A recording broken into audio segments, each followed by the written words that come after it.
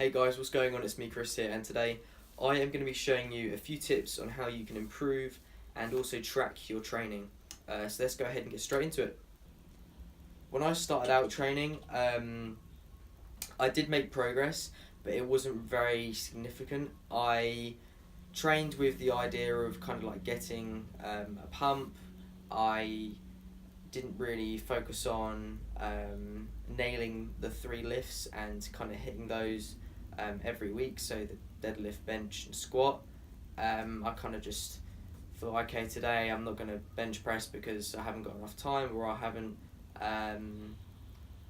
got the energy for it, so I'd then just do some chest presses or something like that. And whilst that does hit the muscle from a different kind of like angle, it doesn't allow you to progress on what you actually started the week before, so you never actually achieve your goal.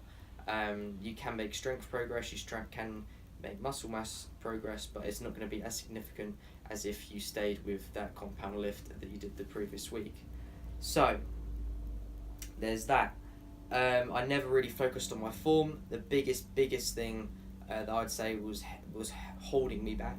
Even if I only benched once a week, if I only squatted once a week, if I'd actually improved my form and kind of like just nailed that, I think I would have been in a different position today. By the way, I've been training for probably about I'd say 4 to 5 months, but I have been training for about a year and a half. So there's that, and yeah, so the next thing is social media. Whilst it does have its benefits, I think it also has many disadvantages as well, and they can be controlled. It's basically just you looking up to an idol that, let's just say, has got the best genetics possible, trains hard, eats well.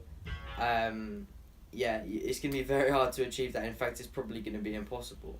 There may be even some people out there that don't eat like the way you should be eating, but have superior results because of their genetics, and they're giving out information because it works for them, but in fact it doesn't work for you. So you've really got to put some thought into that. You've really got to think about, is this going to work for me? And you know what, I'll try it out for a week. If it doesn't work for me, I'll go back to what worked for me, or I'll try and find what works for me, so I can actually make progress. Because at the end of the day, eating junk food and things like that doesn't necessarily work for everyone. You know, there's this whole craze of if it fits your macros and that kind of thing. I don't actually track my calories. I don't actually track my macronutrients anymore. I used to. It got really annoying. Didn't really make any progress. I just try and eat as many whole foods, as many nutritious foods, Monday through Friday. I have a little bit of a cheat on Saturday or Sunday or something like that. And yeah, I'm making progress. I'm not like extremely lean.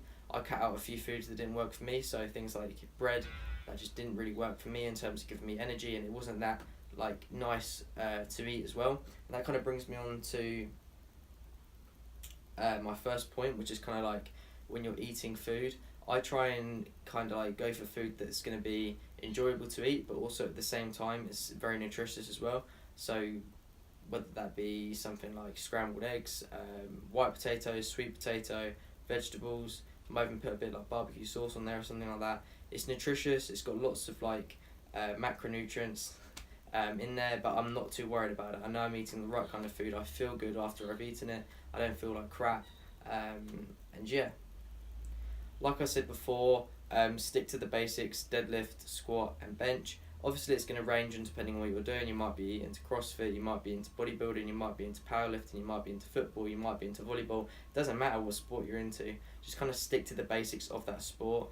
It's like if you're a footballer, you wouldn't spend all day watching football videos or something like that.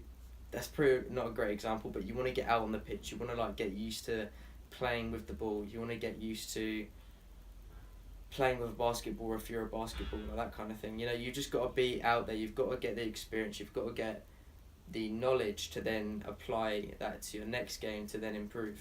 There's no shortcuts to things. And yeah, the next thing is, my next top tip even is to speak to other people in the gym, other people that are like-minded, have similar goals. So you can say to another guy, you know, you can give me a spot, I'm trying to get 90 for 5, 90 for 4, whatever you're trying to do, and say, yeah, just give us a spot. And at the end of the day, that just builds up a little bit of a relationship. with the people in your gym. You might speak to a few people, you might build up a few relationships, and you might start training with someone. You might share opinions about whatever. It doesn't even have to be gym related, and yeah, you can just kind of get better together. Basically, that's what the gym's there for. At the end of the day, it's not there to try and compete with everyone else. It's there to try and talk to other people, to try and progress all together. And also filming your lifts. I really recommend you film your lifts, guys, for a few reasons. The first reason why I recommend you film your lifts is because mentally you can then look back and you don't have to think about whilst you're doing your movement if you're getting the form right. Because if you just focus on what you know when you go into that lift, you'll probably perform better than if you've got other things going through your mind.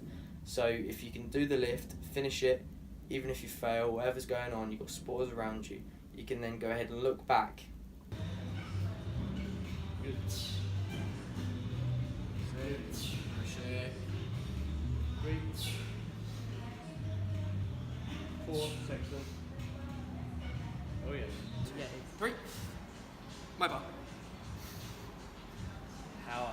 Perfect. Power. That's it. Power. 3. Come on, you got this. My bar. Yes. Good lad. And power. No, All the way push through. it. All the Knock way it through. out. Knock it out. Hold and wrap.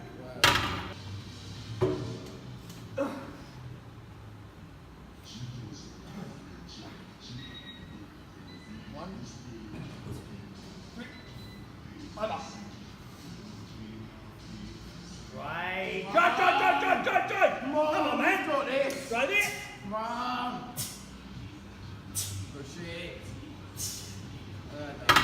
What went wrong, the slight movements that you need to change on your next set, if you can actually go up in weight, if you need to work on your form or whatever you're doing, because you want to be nailing that. If you're going to nail your form, if you can nail your skills in terms of lifting that weight, then you can perform with a higher workload, a higher weight, your next session, your next set even, or the next week. It doesn't have to be there and then. So you want to be making progress by applying full concentration on your form, by looking back on the videos that you've recorded on each of your sets. And finally, in terms of your goals, I would stick to 3 or 4 maximum. Kind of just make them specific goals and then try and achieve those first before you start to go on to something else. It's like if I'm stretching out my glutes this week because I find that particularly an area where I hold a lot of stress, I'm not then going to go ahead and start like stretching out my shoulders, stretching out my chest, stretching out my calves or something like that. Like, yes, I might eventually get into a routine that has all of those a part of it, but for the time being I'm going to focus on that for this week. Next week I'll focus on understanding how to stretch out my shoulders, and then I might include the shoulders and the glutes and the areas there together to then make myself better. But you can't do everything at once, and it's going to be way too much for your head to kind of like process. So definitely try and stick to a few things that you can improve. Stick to that, do as much as you can for that, and basically don't go over the top. In terms of your diet as well, you could just say, okay, today I'm going to eat more fruit instead of more sweets, and then you can build on that from the week after. And with your training, if you're hitting 130 kilos for 3 reps on deadlift and you want to get to 130, 140 for a single, do 132 and a half and 135 at 3 reps as well first. Every week, build yourself up, and then from there try 140. If you're going from 130 to 140, even though it's from 3 reps to a single, you might have too much workload there. You might have too much stress there, and you might need to work up to it first. At least that's what I found anyway. So yeah, thanks for watching, guys. If you did enjoy this video, make sure to give it a big thumbs up. Hopefully it indicated on how you guys can progress and improve yourselves.